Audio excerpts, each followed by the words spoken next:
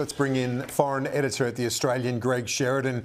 Greg, what do you make of what we're seeing at the moment in the United States? It's not like civil unrest is a unique thing to LA and to this moment in time. We've seen it over many years at various times in the United States. But what's your analysis of where things are at right now under the Trump administration?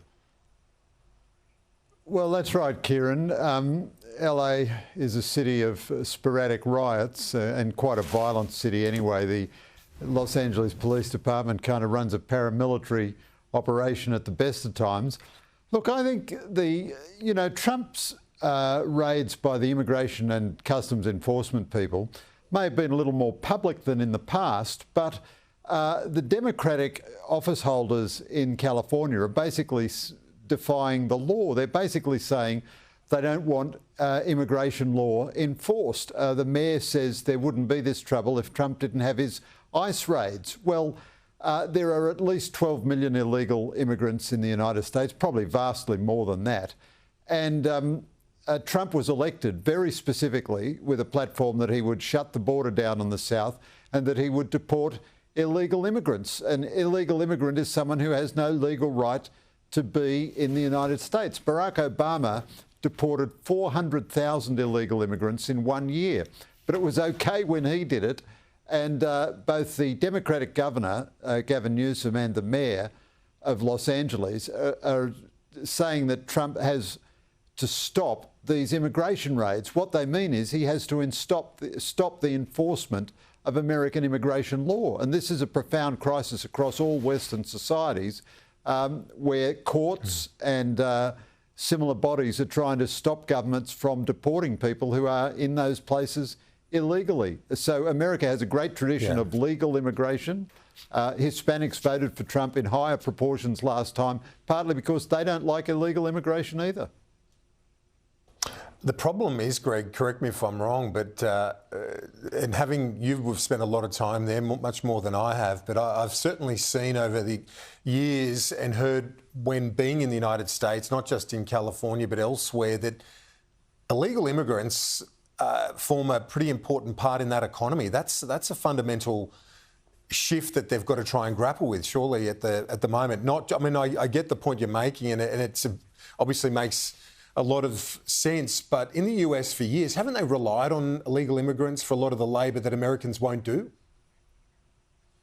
Well, you're absolutely right, Kieran. I mean, part of the traditional strength of the US economy was that it was a first world economy sitting on some third world cost structures because illegal immigrants were typically not paid legal wages and so forth. And I mean, 30 or 40 years ago, every congressman in America, in Washington, had an illegal Hispanic nanny working in the House.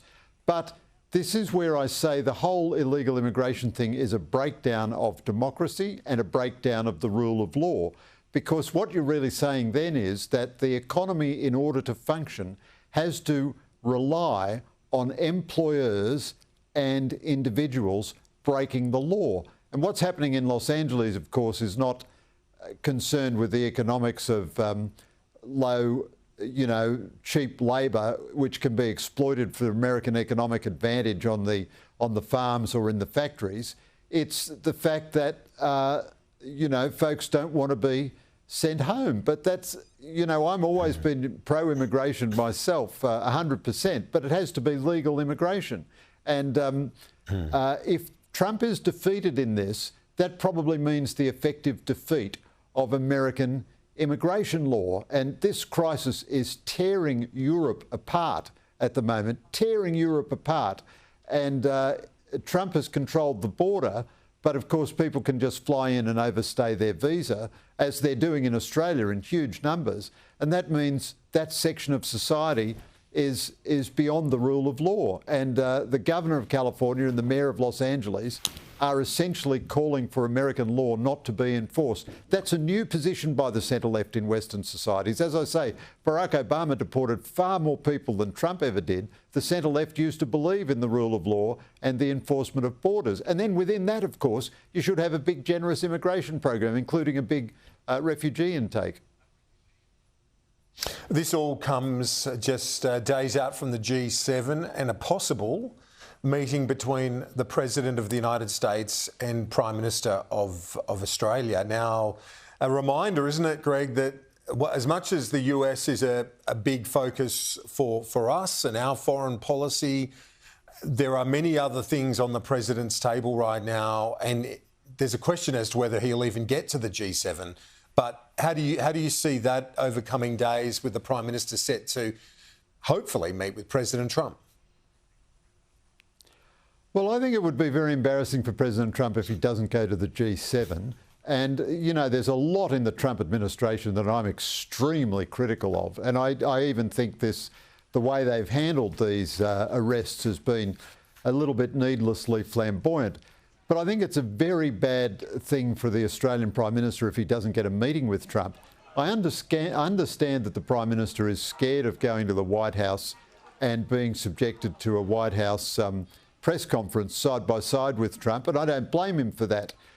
You've got to be more powerful than the Australian Prime Minister to have any confidence that you can skate through one of those events okay. But, you know, it's been a long time now since Trump has been inaugurated. Anthony Albanese has had, I think, a grand total of 2 telephone conversations with him. It was very interesting that Pete Hegseth in Singapore the other day not only demanded that we increase our defence spending from the pitiful 2% of GDP that it is now, but he didn't mention AUKUS at all.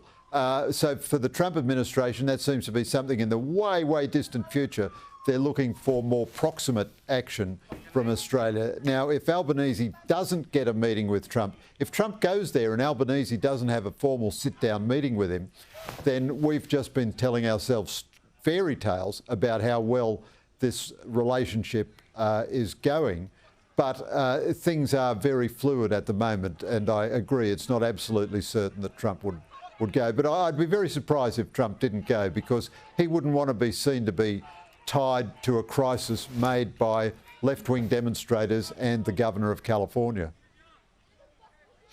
Such a big and complex country of the United States, and the Congress itself, we know people like Joe Courtney are very, and he's not the only one. There are many in Washington and the United States generally who are strong supporters of the Australia-US alliance. When you're dealing with President Trump and his administration, do you have the same level of support for those traditional alliances, Greg? No, clearly you don't. I mean, Trump is, as we all know, very transactional, very mercurial, very impulsive. So smart leaders find a way to get a relationship with him. Benjamin Netanyahu did in Israel. Keir Starmer has done it from Britain. You know, the late Japanese Prime Minister was superb at it. But the overwhelming sentiment amongst Americans is pro-Australian. Kieran, I'm sure you've had this experience. You speak loudly in an American restaurant with an Australian accent, and people come over and start making Crocodile Dundee jokes and thanking you for your solidarity with the American military and so on. You know, in Britain, they know us very well and are a bit sceptical of us. In America, they don't know us quite as well as they think. And they think that we're Americans only better, you know, sunny and fabulous and optimistic and can-do and wonderful soldiers. So we have enormous assets in the US, tremendous sentiment in the Congress. But on the other hand, the Trump administration, I don't think, can allow any free riders amongst the alliance. The NATO Secretary General has just said NATO has got to get a lot more lethal. Everybody's got to spend 3.5% of GDP on defence. The Trump administration can't accept that an ally like Australia, so utterly dependent on the US for its security, can continue to have such a pitiful level of defence spending. We are not... I mean, I think Kevin Rudd is doing a very good job in Washington, but the Albanese government really has no story to tell except that it got re-elected. It has no economic reform story to tell, no economic growth story to tell, no military story to tell, and it's completely out of sympathy with Trump culturally. So this is a big challenge for the Prime Minister. That's why he gets paid what he gets paid. He's got to find a way, just like Keir Starmer did, just like Emmanuel Macron did, just like Carney did in Canada, of relating productively to the President. He can't just hide in the shadows and hope the President doesn't notice that he exists. Yes, Greg Sheridan, thank you as always. Appreciate it. Look forward to speaking to you next week when the Prime Minister will be at the G7 or wrapping up there. Thank you.